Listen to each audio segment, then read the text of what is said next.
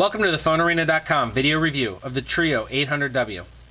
The 800w is Palm's latest smartphone and runs off the Windows Mobile 6.1 platform.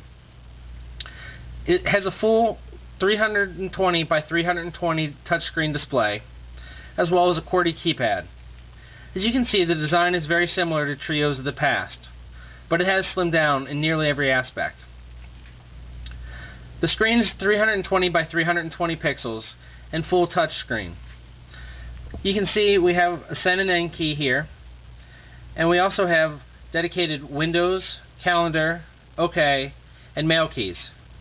These are all user definable, and even though they have the icon on there, you can change to make them what they want. In the middle of the cluster you have a 5-way directional pad. At the bottom is a full QWERTY keyboard, very similar to what we've seen in Treos in the past. It's nothing like the Centro keypad, which is much smaller, a little flatter, and has rubbery keys. Instead, Palm has gone back to the design of the hard keys.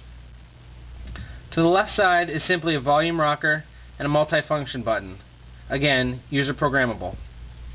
On the right is the infrared port, and at the bottom down here is the micro USB slot. Unlike the Centro, you can actually access the slot without taking the battery cover off, which is something that we really like.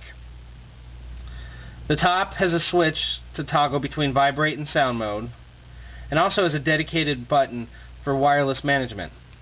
The 800w does have Wi-Fi built in addition to EVDO Revision A, making it one of the fastest phones on the market.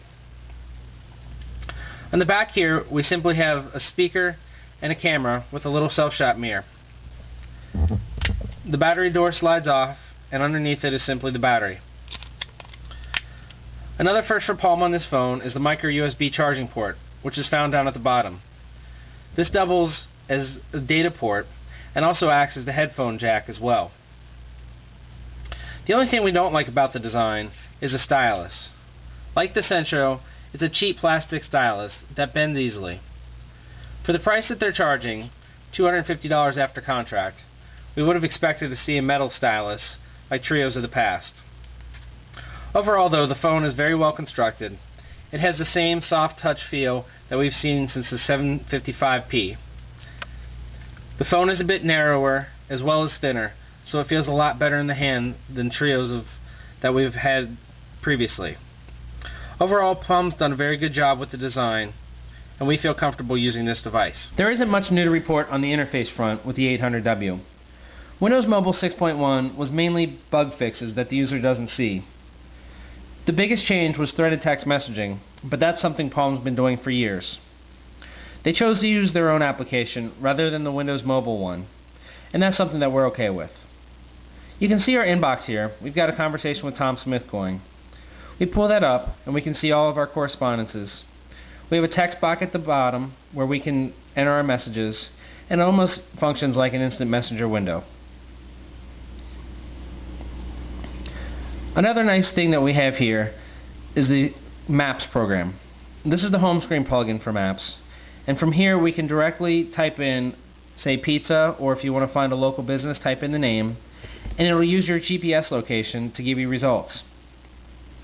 Unfortunately, it doesn't interface with Sprint's navigation program, so in order to get turn-by-turn directions, you'd have to copy and paste the address into the Sprint navigation program. Other than that, everything's pretty similar. One program we do like that they've included is Sprite Backup, which is a great backup program, especially for business users who can't lose their information. The phone does have Sprint TV, but does not have the Sprint Music Store. We're not really sure why they included one and not the other, but with a very strong focus on business customers in this device, we can see why the Music Store was not included. Sprint navigation is also along for the GPS capabilities. As you can see, Palm has made a little different with the soft keys here. They've chosen to go with a contacts menu where you can bring up your contacts, a dial pad, or messaging. The dial pad is also a little bit different. As you can see, it's got a new skin. We'll dial a number here, and we'll be able to see what the new dialing screen looks like. As you can see, it's pretty basic. This would be where the caller ID picture is, so again it's very small. A context menu gets you anything beyond the mute or speakerphone keys. Unfortunately, the speakerphone isn't the greatest in the world, and it distorts even at lower levels. One thing we're not crazy about this dial screen is there's no on-screen end button. However, it's not a big deal. Overall, the interface is fine. It's highly customizable, and with Windows Mobile there are infinite possibilities with what you can do with it. It doesn't have a slick out-of-the-box interface like we've seen with the HTC devices, but again, this device is aimed squarely at business customers who want no frills and easy to use. The 800W isn't going to wow anyone with its design. It's a very no-frills phone. You don't see anything flashy or fancy. The features of the phone are very business-like, and that's exactly how Palm wants it. The phone is aimed squarely at the business consumer market, and they do a great job of hitting that. With Wi-Fi, EVDO Revision A, internal GPS, a full QWERTY, a large touchscreen, and a multitude of business possibilities with the phone, there's really not much to complain about on the Treo 800W. It's definitely not going to find its way into many consumers' pockets, but business users will be happy that Palm's back in the game.